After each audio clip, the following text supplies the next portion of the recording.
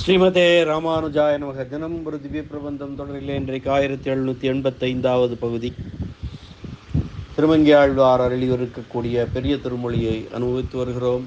அதிலே 9ஆம் பத்திலே மலையாள திவ்ய தேசமான திருவல்லவாழ் திவ்ய தேசத்தை மங்களாசாசனம் செய்யக்கூடிய 7ஆம் திருமொழி, அதன் 3வது பாசுரத்தை இன்று நாம் இணைந்து அனுபவிக்க இருக்கிறோம். பெண் இன்பத்தில் மூழ்கியவர் சுவைஞராயிருப்பர். அந்த சுவையிலே ஈடுபட்டவர் அதனை அருவருத்திருக்க முடியுமோ என்று சொல்ல, அவர்கள் பேச்சு பொய் என்பதை எண்ணினால் அந்த பற்றை விட்டுவிடலாம் என்று இந்த பாடலிலே நெஞ்சினுக்கு உபதேசம் செய்கிறார் ஆழ்வார். பூணுலாம் மென்முலை பாவைமார் பொய்யினை மெய்யுது என்று பேணுவார் பேசும் அப்பேச்சை நீ பிழையெனக் கருதினாயேல். பூணுலாம் பெண்முலை பாவைமார் பொய்யினை மெய்யுது என்று பேணுவார் பேசும் அப்பேச்சை நீ பிழை எனக் கருதினாயேல். நீள் நிலா வெண்குடை வாணனார் வேள்வியில் மண் இறந்த மாணியார் வல்லவாள் சொல்லுமா வல்லையாய் மறுவு நெஞ்சே. நீள்நிலா வெண்குடை வாணனார் வேள்வியில் மண் இறந்த மாணியார் வல்லவாள் சொல்லுமா வல்லையாய் மறுவு நெஞ்சே. பூணுலாம் மென்முலை பாவைமார் பொய்யினை மெய்யுது என்று பேணுவார் பேசும் அப்பேச்சை நீ பிழையெனக் கருதினாயேல். நீள் நிலா வெண்குடை வாணனார் வேள்வியில் மண் இறந்த மாணியார் வல்லவாள் சொல்லுமா வல்லையாய் மறுவு நெஞ்சே. பூண் உலாம். பூண் என்றால் பூணப்படுவது, அணிந்து கொள்வது. முத்தாரம், முத்துமாலை முதலிய கழுத்திலே போடும் ஆபரணங்கள், அது அந்த மார்பிலே அணிந்து கொள்ளக்கூடிய ஆபரணங்கள். அப்படி ஆபரணங்கள் அணிந்த அந்த பெண்கள். பாவைமார் என்றால் பதுமை போன்றவர்கள், சிலை போன்றவர்கள், செதுக்கிய சிலை போன்றவர்கள் என்று பொருள். அணிகலன் அணிந்த மென்மையான தனங்களை உடைய பூன் உலாம் மென்முலை பாவைமார், அணிகலன்களை அலங்காரமாக அணிந்த மென்மையான மார்பகங்களையுடைய மகளிர், அவர்களுடைய பொய்யினை மெய்யுது என்று பேணுவார் பேசும் அந்த மகளிரின் பொய் வார்த்தைகளை மெய் உண்மை என்று விரும்பி வாழ்பவர் சொல்லும் சொற்களை நீ பிழை எனக் கருதினாயேல், நீ தவறு என்று உள்ளத்திலே கொள்வாயானால். நீள் நிலா வெண்குடை, பரந்த நிலவினை போன்ற வெண்கொற்ற கொடையை உடைய வாணனார் மகாபலி சக்கரவர்த்தி, உலகை நடத்துவோனான மாவலியின் வேள்வியிலே, வாணனார் வேள்வியிலே யாகசாலையிலே மண்ணிறந்த மாணியார், 3 அடி மண்ணை இறந்து பெற்ற பிரம்மச்சாரியான குரலன் விரும்பி உரையும் வல்லவாள் சொல்லுமா வல்லையாய் மறுவு நெஞ்சே.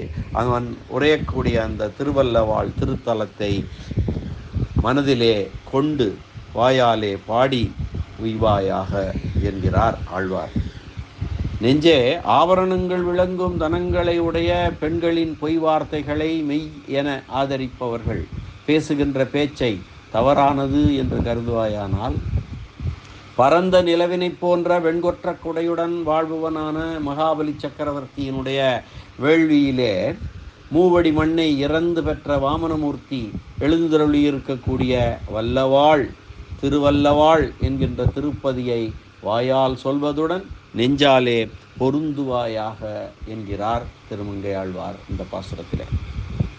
ஆண்களை செயற்கை அழகாலே மயக்குவதற்காக பல வகையான ஆபரணங்களை பூண்ட முளைத்தடங்களை உடையவர்களான பெண்கள் பொய்யாக பேசும் புறநுரைகளை மெய்யாக கொண்டு அவர்களிடம் ஆழங்கால் பட்டிருக்கும் சம்சாரிகளுடைய பேச்சுக்கள் நிஜமே உனக்கு தவறாக இருந்தனவாகில், தன் உடைமையை தான் பெறுவதற்கு இறப்பாளனாய் சென்று, இந்த உலகத்திற்கெல்லாம் தலைவனவன், அனைத்து உலகங்களும் அவனுடைய சொத்து, அப்படிப்பட்டவன் தன்னுடைமையை தான் பெறுவதற்கு சென்று பிச்சை எடுப்பவனாக இறப்பாளனாக சென்று மகாபலி சக்கரவர்த்தியிடம் 3 அடி மண் இறந்து பெற்றான் அல்லவா? அப்படி 3 அடி மண் இறந்த குறள் பிரம்மச்சாரி பெருமாள், வாமன பெருமாள் நம்மை பெறுவதற்காக வந்து நிற்குமிடமான திருவல்லவாளிலே பொருந்த பார் என்கிறார்.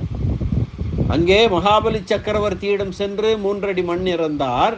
இப்பொழுது திருவல்லவாளிலே வந்து நம்மையெல்லாம் பெறுவதற்காக இறந்து கொண்டு நிற்கிறான் என்று நயம்பட சொல்கிறார்கள்.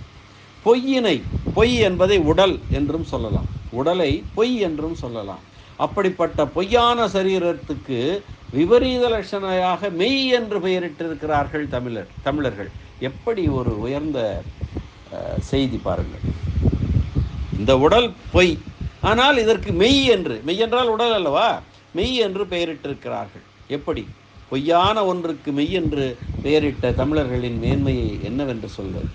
இந்த உண்மையை தெரிந்து கொள்ளாமல் மெய்யென்றே நினைத்து, உண்மையென்றே நினைத்து பேணுவார்கள் விவேகமில்லாதவர்கள் என்று சொல்லுகிறார். பூணுலாம் மென்முலை பாவைமார் பொய்யினை மெய்யுது என்று பேணுவார் பேசும் அப்பேச்சை நீ பிழையெனக் கருதினாயேல். முத்துமாலை முதலான ஆபரணங்களை அணிந்து பிரிதல் துன்பத்தை பொறுக்கும் ஆற்றல் இல்லாத முலைகளையுடைய பெண்களுடைய பொய்க்கூற்றுகளை உள்ளார்ந்து நோக்காமல் மேம்போக்கான நடை உடை பாவனைகளில் அவர்கள் நட்புறவு கொண்டவர்களாக செய்வனவற்றை உண்மையெனவே உட்கொண்டு மனதிலே கொண்டு அதை உண்மையாக எடுத்துக்கொண்டு அந்த பசப்பு செயல்களிலே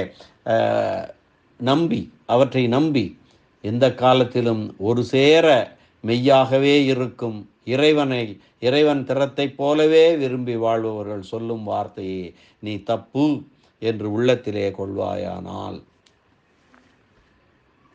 பூநூலாம் மென்முலை பாவைமார் பொய்யினை மெய்யுது என்று பேணுவார் பேசும் அப்பேச்சை நீ பிழையெனக் கருதினாயேல். நீள்நிலா வெண்குடை வாணனார் வேள்வியில் மண்ணிறந்த மானியார் வல்லவாள் சொல்லுமா வல்லையாய் மருவு நெஞ்சே.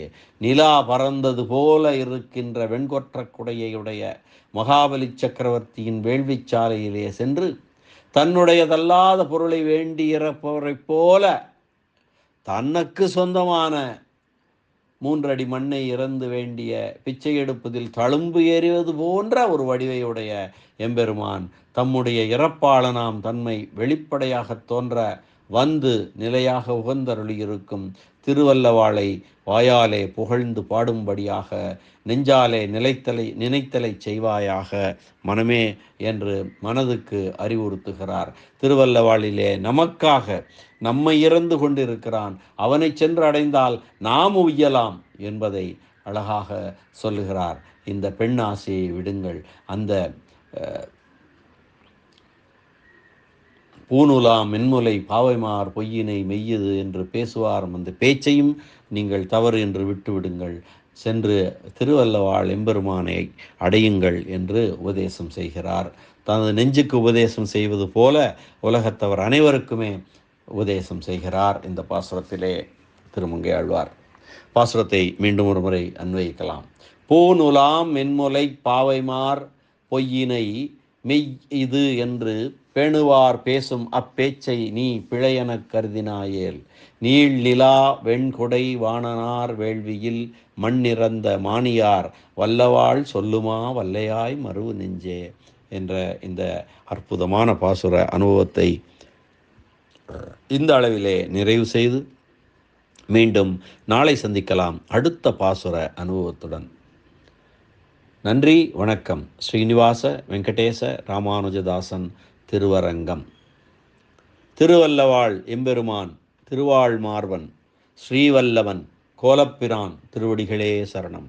அரட்டமுக்கி அடியார் சீயம் கலிகன்றி கலியன் கொற்றவேல் பரகாலன் திருமங்கையாழ்வார் திருவடிகளே சரணம். அபார கருணாசாகரர் அபயப்பிரதராஜர் வியாக்கியான சக்கரவர்த்தி பெரியவாச்சான் பிள்ளை திருவடிகளே சரணம். ஆழ்வார் எம்பெருமானார் ஜீயர் திருவடிகளே சரணம்.